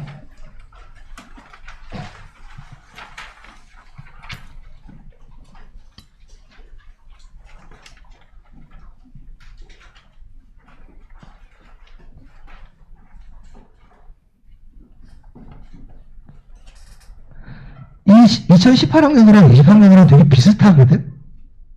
그러니까 글의 어떤 구조가 되게 비슷해요. 네? 1문단의 일반적 진술 얘기하고, 그 2문단부터 구체적인 사례를 들어서 쭉 얘기하는데 사례가 더 이렇게 많이 차지하는 그런 글이야. 그러니까 환율의 오버슈팅하고 얘하고 좀 비교해서 보는 것도 괜찮을 것 같아. 자, 이것도 만만치 않았던 것 같습니다. 자, 봐봐. 첫 번째 문장, 주어 뭐지? 조약이야. 그치? 첫 번째 문장이 네 줄이거든? 근데 쉼표를 기준으로 주어 소수를 찾으면 조약은 규범이며 국제관습법은 규범이다야. 그러면 첫 번째 문장은 뭐 얘기하고 있는 거냐면 조약하고 국제관습법 얘기하고 있는데 얘네가 뭐라고 얘들아? 규범이라고. 그 얘기잖아. 첫 번째 문장은. 네 줄이 그거잖아요. 조약은 국가나 국제기구들이 그들 사이에 지켜야 할 구체적인 권리 의무를 명시적으로 법에 창출하는 규범이며 국제관습법은 조약적인 관계없이 국제법의 일반이 받아들여지고 있는 보편적인 규범이다. 그치? 반면에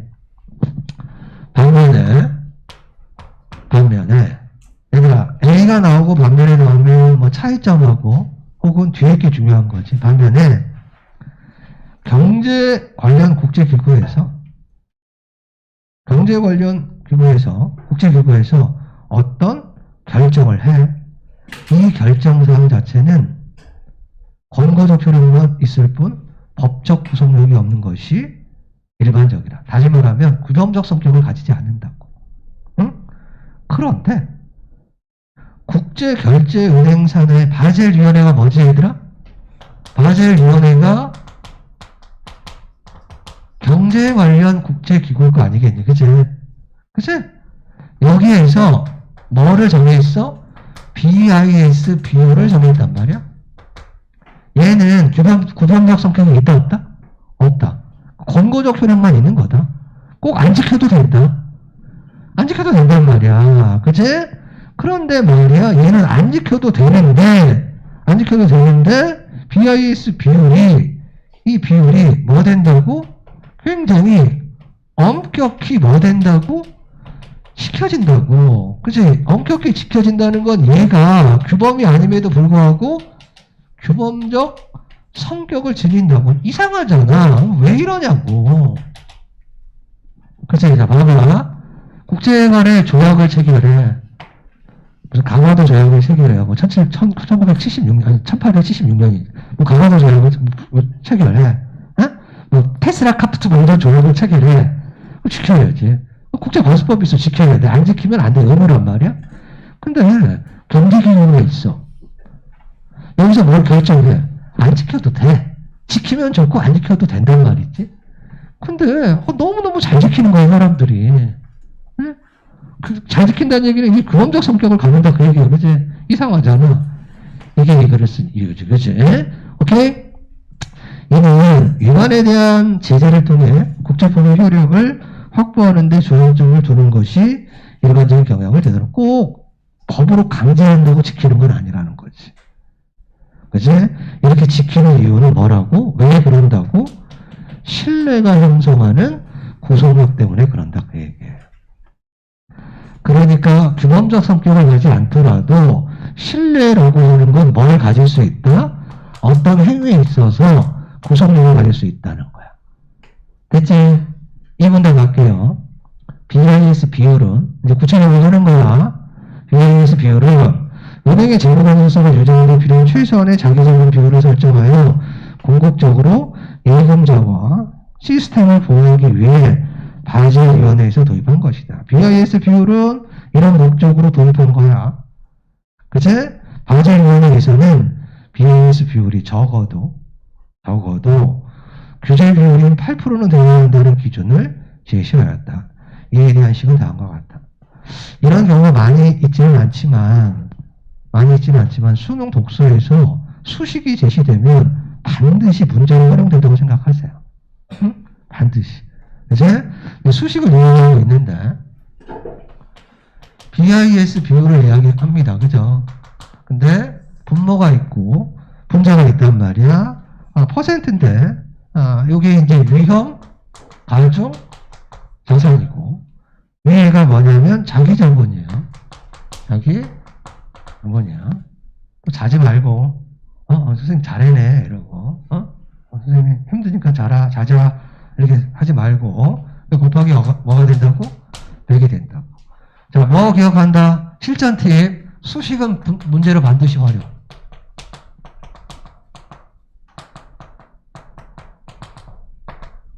친구들아, 제일 많이 틀린 문제가 몇 번 문제냐면 40번 문제거든. 40번 문제에 표가 2개 있지. 40번 문제에 표가 2개가 있잖아. 그치? 위에 표가 뭐지, 친구들아? 위에 표가 자기 자본이야. 밑에 표가 뭐지? 위험 가중 자산이야. 그치? 그러니까 40번에 있는 이 표는 이 수식을 그대로 때려 박은 거야. 그치? 그 40번 제일 많이 틀린 문제인데, 그 항목 보면 첫 번째 표에 항목에 맨 위에 자기 자본이라고 써 있잖아. 그다음에 밑에 표를 보면 뭐라고 되어 있지? 위험 가중치를 반영하는 사람처럼 위험 가중 자산 이라고 되어 있잖아. 그치? 자, 다시 수식은 문제를 반드시 활용된다는 거. 그리고 얘들아 수식이 나오면 반드시 글과 병행해서 독해를 하세요. 읽을 때. 그래야 이해가 더 잘 돼. 여기서 자기 자본은 설명하는 거죠. 은행의 기본 자본, 보험 자본 및 단기 이익 채무의 합으로. 뭐라고? 자기 자본은 얘들아 기본 자본 플러스 자기 자본 그 다음에 단기 우선이 채무의 합으로 된대요. 페이지 넘겨서 그 표 봐봐. 그대로잖아. 표 보세요. 그대로잖아. 자기 자본 밑에 뭐 있어? 기본 자본, 보완 자본, 단기 후순위 채무 그대로 있잖아. 근데 이 문제를 제일 많이 틀렸다고. 제일 많이 틀렸다고. 선생님, 그 이유는 선생님 뭐라고 생각하냐면 글 따로, 문제 따로 봐서 그렇다고 생각한다고. 글과 문제는 똑같은 거야. 에? 그거 당연하잖아. 왜 글을 반영하는 건데. 근데 그 읽을 때랑 문제 풀 때랑 따로따로 하니까 오답률이 제일 높죠. 자, 다시 앞으로 와서 위험 가중 자산은 보험 자산에 각 자산의 신용위험에 따른 위험 가중치를 곱한 값들의 합으로 구하였다. 그래서 페이지 또 넘겨서 보니까 자기가 다 계산해 놨잖아. 위험 가중치를 반영하여 산출한 위험 가중 자산. 그치? 그대로 글을 그대로 표로 옮겨놨잖아. 그치? 그거를 인식하는 게 되게 중요하다고. 그래서 별거 아니구나, 똑같구나. 글과 문제가 똑같구나. 그걸 인식하는 게 중요하다고요. 계속 가볼게. 반영하는 것인데 OECD 국가의 국채는 0%. 뭐가 0%라는 거지? 위험도가 0%라는 거잖아. 되게 안전하다는 거야. 위험 가중치가 0%니까. 그치? 오케이? 그 다음에 회사채는 100%가 획일적으로. 자, 위험 가중 자산에서 OECD 국가의 국채는 0%고요. 회사채는 100% 획일적으로 적용했단 말이야. OECD 국가는 어느 나라의 국채든 0%야. 되게 안전한 거야. 에? 그러니까 0%면 분모가 커지는 역할을 하는 게 아니잖아. 그러니까 뭐는 많이 소유하고 있어도 OECD 국가의 국채는 많이 보유하고 있을수록 얘를 조금만 갖고 있어도 되는 거지. 그럼 8% 이상이 되는 거니까. 그치? 되게 안전한 거란 말이야, 0%는. 그치? 획일적이라는 말이 중요할 것 같아. 자, 획일적으로 부여될 때, 이후 금융자산의 가격 변동에 따른 시장 위험도 반영위험의 요구가 커지자, 반사위험에는 위험가중 자산의 신용 위험에 따른 부분과 시장 위험에 따른 부분의 합으로 계산하여, 친구들, 페이지 넘겨봐. 표 봐봐. 위험 왼쪽이 신용위험에 따른 유형가중자산이 있고요. 오른쪽이 시장위험에 따른 유형가중자산이 있네. 그치? 그대로 그걸 다시 한번 보기엔 됐지. 앞으로 와서 그렇게 해서 새로 정의하는 BIS 비율을 산출하도록 하였다. 그래서 친구들아, 그 40번 문제를 보면 이렇게 만들어 놨어. 위에 거는 이 세 가지가 이렇게 만들어 놨단다. 50억, 20억, 40억인가? 40억. 이렇게 만들어 놓고. 그치? 밑에 거는 세 가지로 나누어서 이렇게 만들어 놨네. 국채 300억, 회사채 300억, 예 400억. 그치? 그럼 이제 봐봐. 분모가 얼마니? 분모를 무슨 980으로 만들겠니? 975로 만들겠니? 그럼 수능 보지 마. 때려쳐. 고절로 살아. 알겠어? 당연히 분모는 뭘로 만드는 거야? 10, 100, 1000 이렇게 만들겠지. 그러면 이게 지금 몇 프로냐? 이렇게 하면 이게 지금 11%잖아. 1000분의 110이니까. 그치? 오케이? 그렇게 만들었다. 그 얘기와 다시 글로 와서 신용위험의 경우는 달리 시장위험의 측정 방식은 감독기관의 승인에 따라 은행의 선택에 따라 사용할 수 있게 하여 바젤 원협약이 1996년도에 완성되었다. 영상이랑 수업을 많이 했으니까 여기서 반응해야지. 바젤 협약하고 바젤 원 협약은 다르지. 바젤 협약하고 바젤 원은 다르잖아. 뭐가 다르니? 바젤하고 바젤 협약하고 바젤 원은 다르잖아. 바젤 원은 뭐를 전제하고 있는 거다? 풀을 전제하고 있는 거. 아니, 투가 나온다는 걸 전제하고 원이라고 쓸 거 아니야. 바젤이라고 쓰면 뒤에 게 전제되지 않은 거잖아. 글이 끝날 수도 있는 거잖아. 그러면 바젤 원 할 때 무슨 생각을 해? 투가 나오겠네? 그러면 이건 뭐가 되는 거야? 변하는 거야. 뭐가 바뀌는 거지? 이렇게 되는 거지. 그래, 시간성도 있는 거고. 달라 보이지만 같다고. 얘들 아까 우리 브렌트 노조에서 처음에 기억이었잖아? 근본이었잖아. 근데 이후 뭐가 됐지? 브렌트 노조가 됐잖아. 니은으로 갔잖아. 그럼 기억에서 니은으로 바뀐 거야. 그 다음에 니은이 뭐 됐지? 붕괴됐지. 그 이유가 있잖아. 시간성이 있는 거라고. 뭐가 변해가는 제도나 정책이 얘도 마찬가지야. 경제지문은 그렇게 봤네. 어떤 제도 같은 것들을 설명하면서 그 제도가 어떻게 변해갔는지. 우리 왜 모의평가에서 미시 원점에서 거시 원점에서 생각이 나지. 그것도 글로벌 금융위기 이전하고 이후로 나누어서 글로벌 금융위기 이전에는 뭐 이거 그렇게 시간성이 있는 글이잖아. 글 전체가 어떤 식으로 흘러가는지 그 기준을 딱 잡는 게 되게 중요하다고. 전체를 볼 줄 알아야 된다는 거라고. 오케이? 근데 여기에서 그 전체를 볼 수 있다는 거야, 선생님은. 원? 투가 있겠네. 투는 반드시 3를 전제하지는 않아. 그런데 원은 투를 반드시 전제하는 거야. 그렇지 않니? 그래, 가볼게. 금융혁신의 진정으로 원의 한계가 드러났어. 바젤 원 협약의 한계가 드러나자 2004년에 바젤 2 협약이 도입되었어. 여기 BIS 비율의 유형가중자산은 유형가중자산은 신용위험에 따른 유형가중치의 자산의 유형과 신용도를 모두 고려하여 수정되었대. 바젤 2에서 수정이 된 거야. 뭐에 따라서 수정이 됐다고? 자산의 유형도 고려하고 신용도를 고려하는 거야. 이런 거는 얘들아 자산의 유형이 뭐가 있었어? 예를 들면 국채도 있었고 또 뭐도 있었어? 회사채도 있었잖아. 그치? 근데 그 자산의 유형만 고려하는 게 아니라 앞에서는 자산의 유형만 고려해서 국채는 획일적으로 0%. 그치?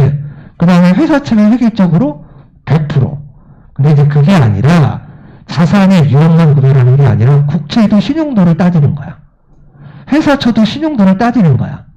그치? 그래서 바젤 1에서는 국채가 0%고 회사채가 100% 똑같았단 말이야. 유형만 따진 거지. 그치? 자산의 유형만 따졌는데 여기에다가 신용도를 따져서 바젤 2에서는 국채도 0%에서 몇 프로? 150%. 그럼 국채라고 획일적으로 0%가 아닌 거잖아. 나라마다 다 신용도가 다를 거 아니야. 그치? 그걸 따졌단 말이야. 또 회사채도 어떻게 된 거야? 무조건 100%가 아니라 20%에서 150%로 이렇게. 그럼 더 빡세진 거지. 요건이 강화가 된 거야. 뭐란 말이야 친구들아? 무조건 국채를 가지고 있다고 해서 안전한 건 아닌 거야. 위험한 나라의 국채일 수도 있는 거지. 회사채를 가지고 있다고 해서 위험 가중치가 무조건 높아지는 건 아니야. 그치? 건전한 회사라면 분모를 줄여줄 수 있어. 그런 얘기잖아. 그렇게 바뀌었다 그 얘기야. 이 말이 무슨 말인지 알겠지? 자산의 위험과 신용도를 모두 고려해서 수정되었다고 무슨 말인지 알겠지? 그럼 앞에는 뭐만 고려했다고? 자산의 위험만 고려했다고. 얘가 국채인지 얘가 회사채인지 이것만 고려해서 0%, 100% 이렇게 갔는데 이제는 신용도까지 첨가가 된 거야. 대체 신용위험의 측정 방식은 표준모형이나 내부 모형 가운데 하나를 이용할 수 있게 되었어요. 표준 모형에서는 OECD 국가의 국채는 0에서 150%, 회사채는 20에서 150%까지 위험 가중치를 구분하여 신용도가 높을수록 당연히 낮겠지. 위험을 나타내는 거니까. 예를 들어 실제 보유한 회사채가 100억 원인데 신용 위험 가중치가 20%라면 위험 가중 자산에서 그 회사채는 20억으로 계산된다고. 그럼 얘들아 20%면 실제 회사채가 100억이야. 근데 얘가 20%야. 그럼 분모가 20억이잖아. 그치? 근데 얘가 50%야. 그러면 이게 50억일 거 아니야. 그치? 그러면 얘가 20억이면 똑같은 금액이면 얘가 커질 거고 50억보다. 무슨 말인지 알겠습니까? 그러니까 얘가 작으면 작을수록 자기 자본이 많지 않아도 너를 충족할 수 있는 거야. BIS 비율을 충족할 수 있는 거지.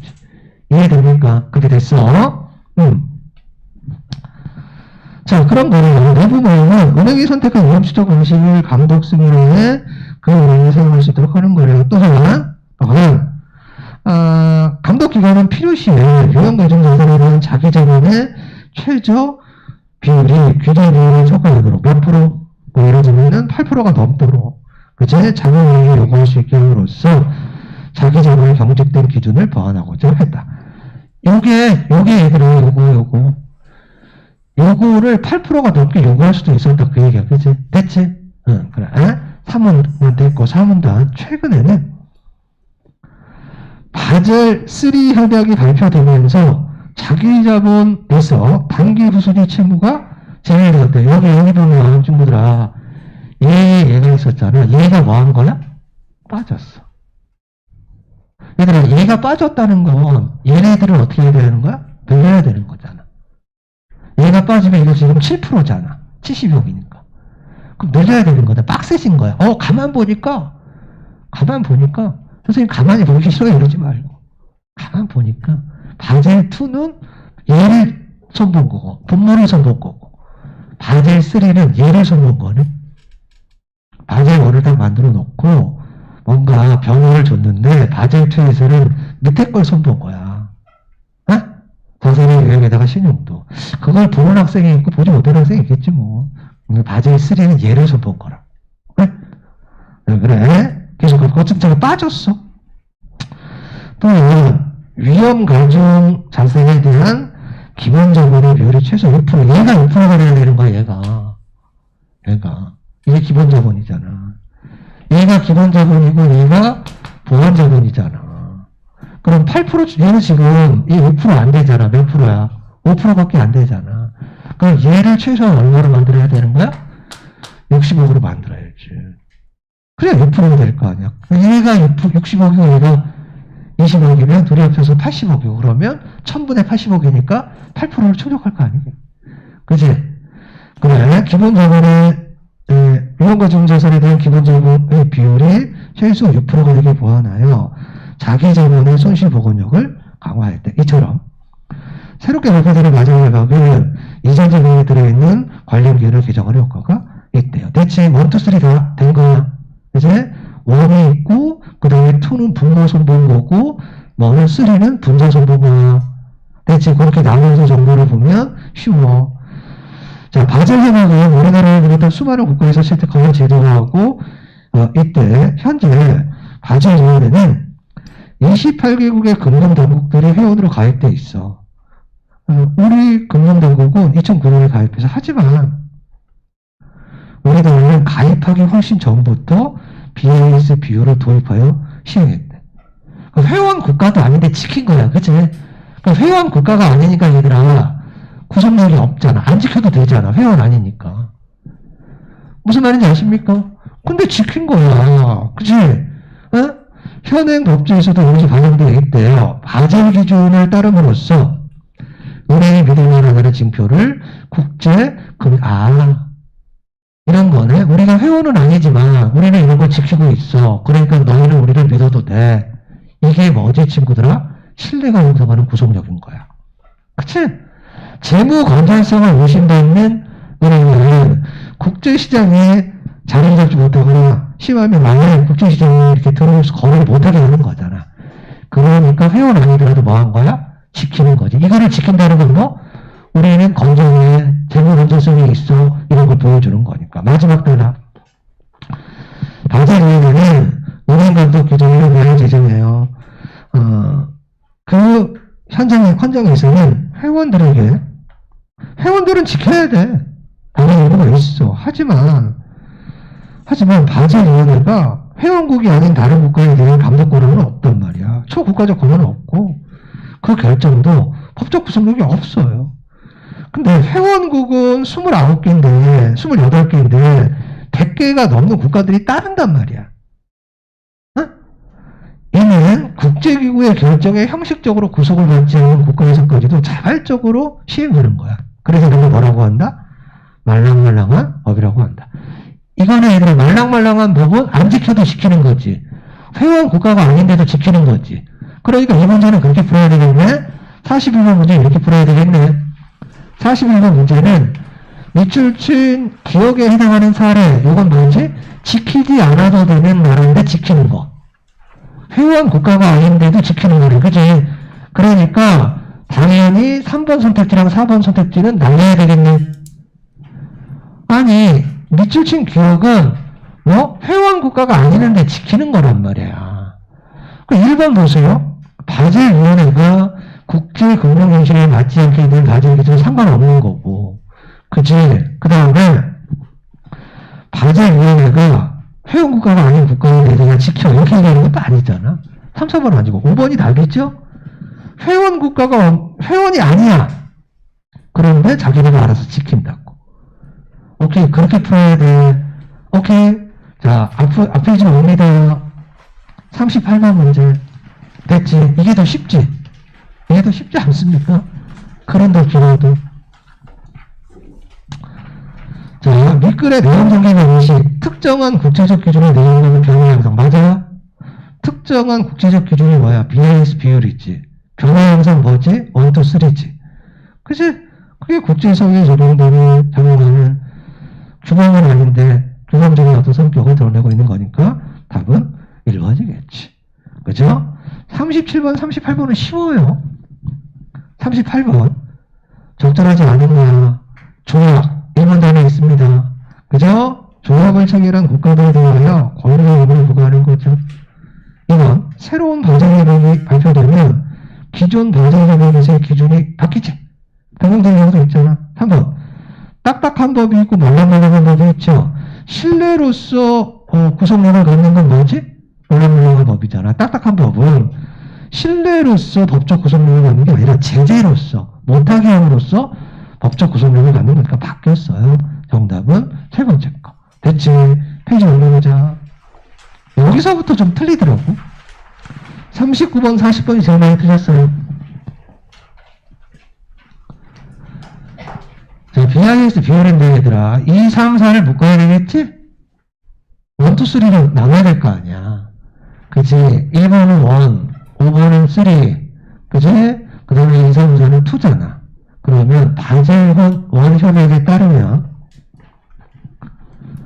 보호하고 있는 회사채의 신용도가 낮아질 경우. 근데 얘들아 바젤 1은 회사채는 무조건 몇 프로였지? 획일적으로 100%잖아. 신용도가 낮아지고 높아지고 이런 거는 상관없이 획일적으로 100%가 보여야 되는 거 아니니? 그치? 그 BIS 비율 단어가 있다 없다? 없어. 1번 틀렸네. 됐지? 2번. 바젤2야. 바젤2에 따르면 각국의 은행들이 준수해야 하는 위험 과중 자산 대비 자기 자본의 최저 비율은 동그란 건 아니지. 그치? 감독기관이 뭐 좀 빡세게 8%가 넘도록 요구할 수 있다고 얘기했으니까. 그치? 국가마다 다를 수 있어요. 오케이? 3번은 바젤2 협약에 따르면 국채를 매각한 뒤 이를 회사채에 부과한다면 BIS 비율이 항상 높아진다고? 항상 얘기가 그럴 리가 없잖아. 왜냐하면 얘가 0에서 150%고 얘가 20에서 150%야. 그럼 어떤 국채를 가지고 있느냐, 어떤 회사채를 가지고 있느냐에 따라 달라질 거 아니야. 항상 높아지거나 낮아지지는 않겠지. 그 회사채의 신용 위험도가 몇 프로냐에 따라서 달라지는 거겠죠. 3번도 틀렸고. 4번. 바젤2 협약에 따르면 시장 위험의 경우와 마찬가지로 감독기관의 승인 후에 은행이 선택하여 사용할 수 있는 신용 위험의 측정 방식. 그치? 그게 뭐지? 표준 모형이잖아. 표준 모형하고 내부 모형이네, 내부 모형. 앞에 좀 봐봐. 밑줄 좀 B 봐봐. B를 내부 모형은 밑줄 친 B 모형을 내부 모형은 은행이 선택한 위험 측정 방식을 감독기관이 승인해 그 은행이 사용할 수 있도록 하는 것이다 라고 되어 있잖아요. 그치? 그거 맞는 거죠. 5번은 왜 틀렸어요, 얘들아? 바젤3에 따르면 위험 가중자산 대비 보험 자본이 최소 2%가 아니라 기본 자본이 최소 6%가 돼야지. 얘가 최소 2%가 아니라 얘들아, 2%가 아니라 얘가 최소 6%가 돼야 되는 거잖아. 그래서 틀렸다고요. 됐지? 40번 보자. 1번. 가분행이 응시한 비용이 얘들아 중요한 게 뭐냐면 뭘 정해야 되냐면 이건 바젤2야. 세 번째 줄에 바젤2. 그 다음에 회사채는 50%. 회사채는 50%니까 얘들아 원래 회사채는 돈이 얼마일까? 600억이겠다. 그치? 600억에다가 50% 나오니까 300억 나올 거 아니겠니? 그치? 그래. 그렇잖아. 그럼 1번. 가분행이 응시한 비용이 있을 비용은 몇 프로? 얘들아, 여기 봐봐. 지금 선생님이 써놨는데, 지금 분모는 1000이야. 그치? 300, 그러니까 이게 회사채고, 이게 국채고, 그치? 이게 시장 위험에 따른 자산이고, 그치? 그 다음에 얘가 뭐고, 50억이 뭐고, 기본 자본이고, 20억이 보완 자본이고, 그 다음에 40억이 단기 후순위 채권이야. 그치? 근데 바젤2는 이것까지 포함이잖아. 3에서 얘가 빠지는 거잖아. 근데 이건 2를 따른 거잖아. 그럼 1000분의 110이 되잖아. 곱하기 100이잖아. 몇 프로? 11%. 몇 프로 이상만 되는데 8% 이상만 되면 되는 거잖아. 11%니까 당연히 바젤위원회가 제시한 규제 비율은 8%고 상회는 그걸 넘는다는 뜻이야. 됐어? 그럼 이건 맞겠고. 이건 너무 당연하잖아. 회사채의 위험 가중치가 20%야. 20%면 얘들아 분모가 어떻게 되겠니? 작아지겠지. 지금 50%잖아. 자, 지금 회사채 얼마니? 600억이지. 600억에다가 50% 곱했더니 뭐가 나온 거야? 300억이 나왔잖아. 그래서 여기 이제 이게 국채였나 처음에가? 그래 이게 국채고 이게 회사채. 그래서 300억이 나온 거잖아요. 20% 해봐. 얼마나 돼? 여기 120억일 거 아니에요. 그럼 분모가 이게 120억이 되니까 분모가 작아지잖아. 그럼 얘가 그대로면 당연히 비율이 올라가겠지. 무슨 말인지 아시겠습니까? 이건 맞고요. 3번. 각 은행이 보유적인 국채의 실제 규모가 회사채의 실제 규모보다 컸다면 여기 한번 봐봐 친구들아. 지금 회사채의 실제 규모가 얼마지? 600억. 여기 50% 곱하니까 뭐가 나왔지? 50% 했더니 300억 나왔잖아. 그러니까 실제 규모는 600억이잖아. 뭐가 회사채가. 근데 왜 국채의 규모가 600억보다 컸다 이거야. 1000억이라고 하자. 그 근데 국채가 얼마 나왔지, 지금? 그 표를 보면? 300억 나왔잖아. 그치? 국채 300억이라고 돼 있잖아. 그럼 위험 가중도가 몇 프로니? 30%겠지. 300억 나오려면 1000억에서 30%를 곱하면 300억이 나올 거 아니겠습니까? 그러니까 600억보다 601억이 되더라도 무조건 50%보다는 낫겠지. 같게 나오려면 300억으로. 이해됩니까? 그러니까 얘도 맞겠네. 그치? 4번. 가불행위 바젤원 협약을 기준으로 신용위험에 따른 위험가중을 나타난다면 당연히 600억이겠죠. 왜냐하면 바젤원은 일률적으로 몇 프로니까 100%니까. 50%일 때 300억이었으면 100%면 600억일 거 아니겠습니까? 그래서 5번.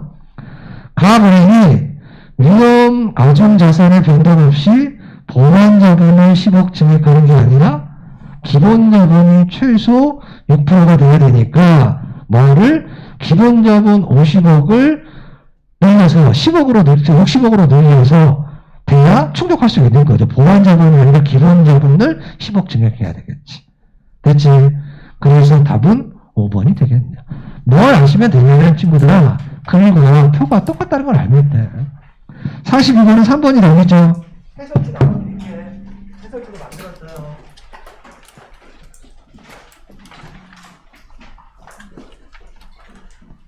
다음 주에는 과학 지문을 할 건데 리스트 지문하고 2019학년에 나왔던 그 악명 높은 7점 지문을 한번 해보겠습니다. 7점만.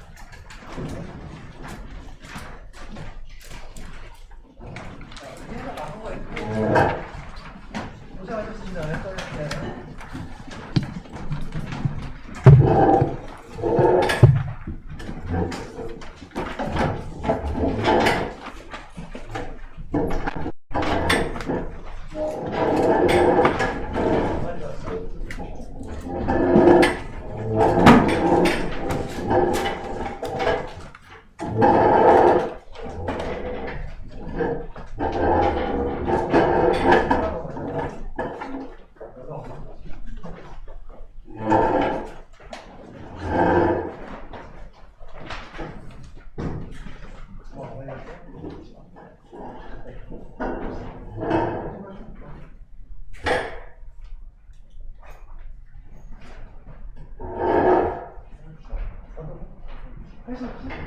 해설지 뒤에 남은 거 없어? 거기.